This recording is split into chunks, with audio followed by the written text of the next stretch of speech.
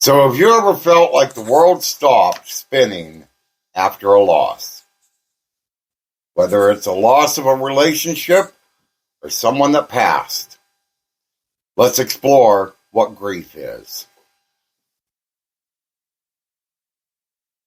So welcome everyone to the Joy Without Justification podcast. We are your one-stop spot for finding peace, purpose, and presence. No explanation is needed. I'm your host, Denny. And I'm Dan. And today we're diving into a universal experience, and that is grief. Exactly. Like I said there in the beginning, grief isn't just the loss of somebody that passed. Right. You can lose somebody and grieve out of a relationship. You Absolutely. can lose somebody and grieve a pet. Absolutely. A pet. I mean, for a lot of people, those animals are your family. Yeah. We And just any lost a dog. loss We know. can bring grief. So let's look at what and understand a little bit about what grief really is. It is a loss that can come in many forms. Yeah. We've already looked at that part. There's the death of a loved one. There's the end of a relationship. There's the loss of a job. People grieve sometimes over that. Sure. And, I mean, somebody that's been targeted, take it from me.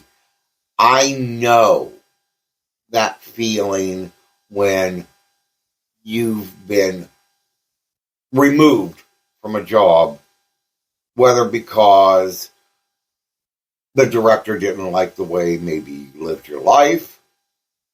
That has happened. Yeah. Maybe somebody you worked with just didn't like the way you were sort of outshining them, so they said something that you maybe did just so you were gotten rid of. Yeah. That is a loss. Sure it is. And it can cause people to really look hard at their life as to, well, now what am I going to do? You're right. Right. And, you know, even the loss of a dream. Sometimes when you set your heart on something and then it just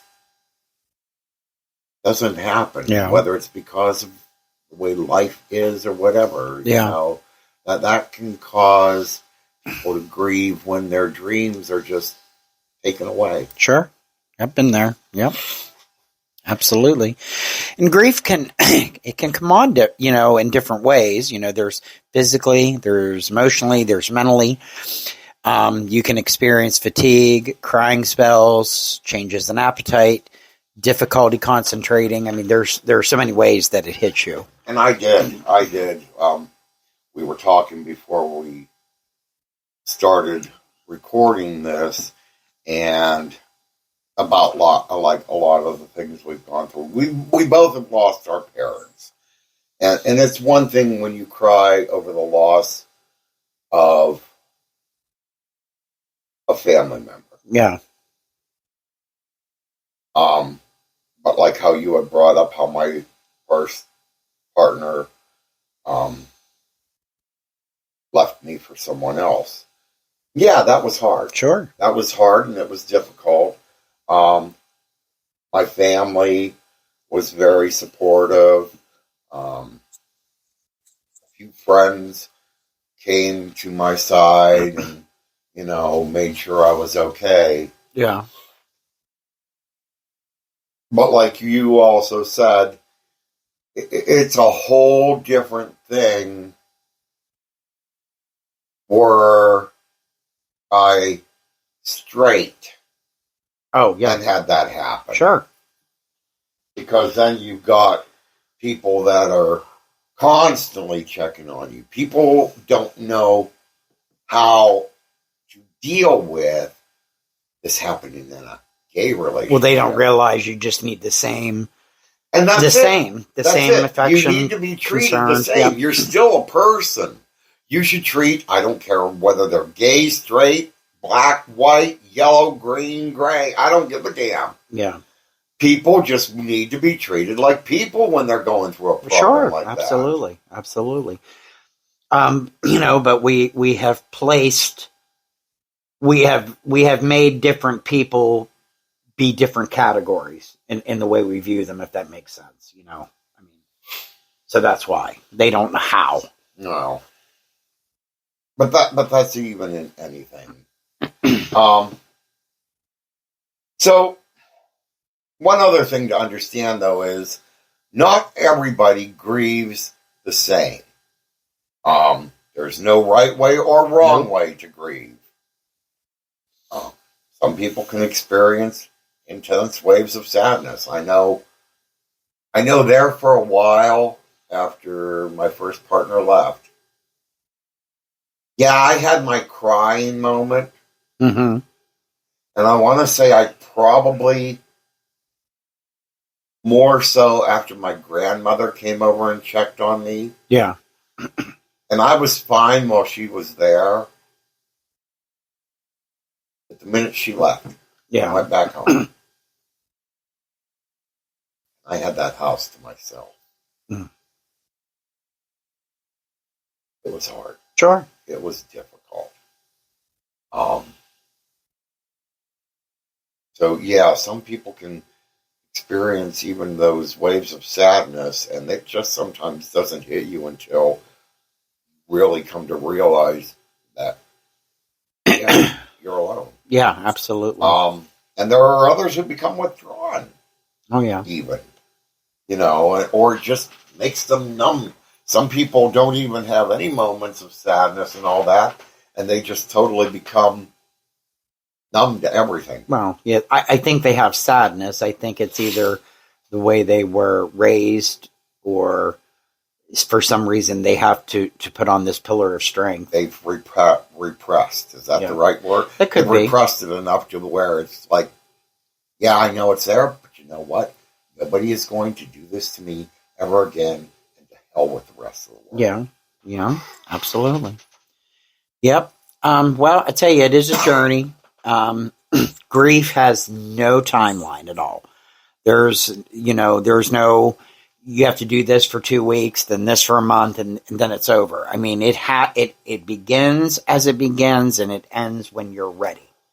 And it's a unique experience to each individual and to the unique circumstance. So there's going to be good days, there's going to be bad days, there's going to be periods of intense sadness, and there's moments of joy. But do not ever let anybody tell you how to grieve. Nope. Or when to stop.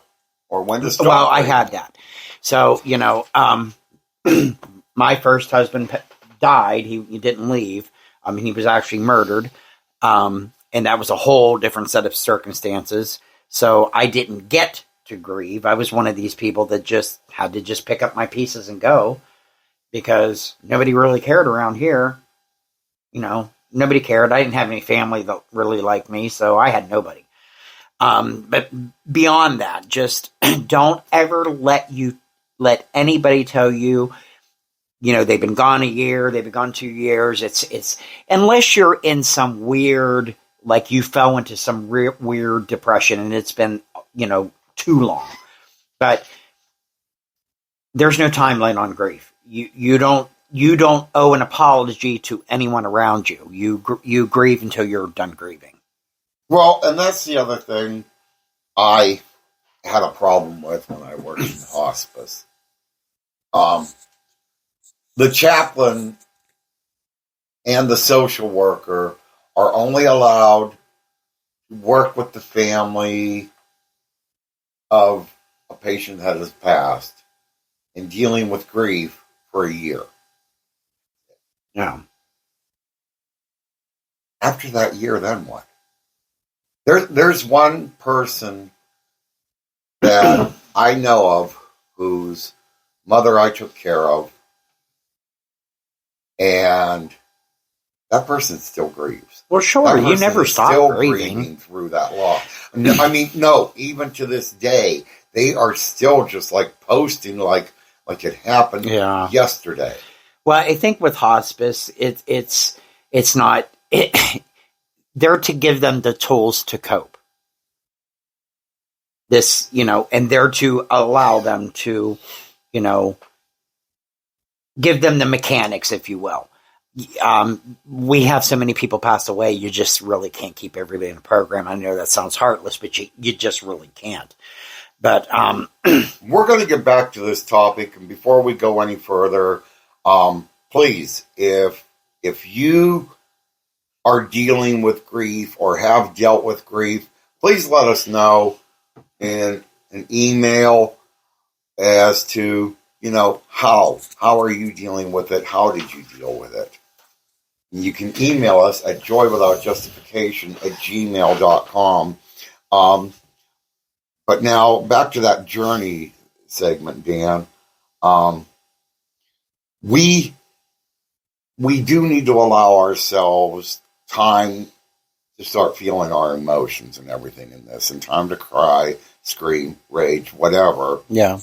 And bottling those emotions up, though, that's not good. No. That's not a good thing. No. And it can really cause you a lot of health problems with that. Right. So I think the important thing is to make sure that you seek support. Talk to your friends, family, pastor, therapist, grief support group.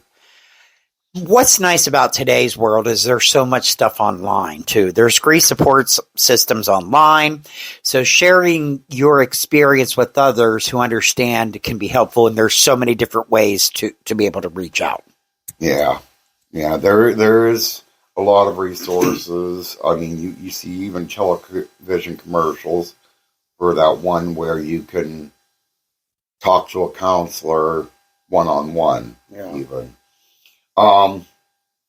But is there a goal to ease the path of living with a loss?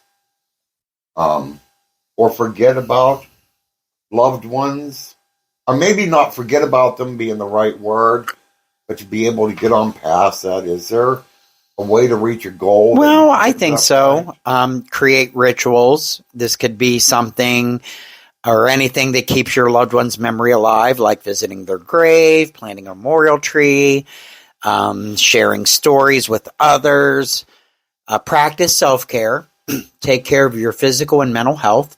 Eat healthy. Get enough sleep. Engage in activities you enjoy. And find healthy ways to cope. Journaling, meditation, spending time in nature, creative expression can be helpful. And remember, you are not alone.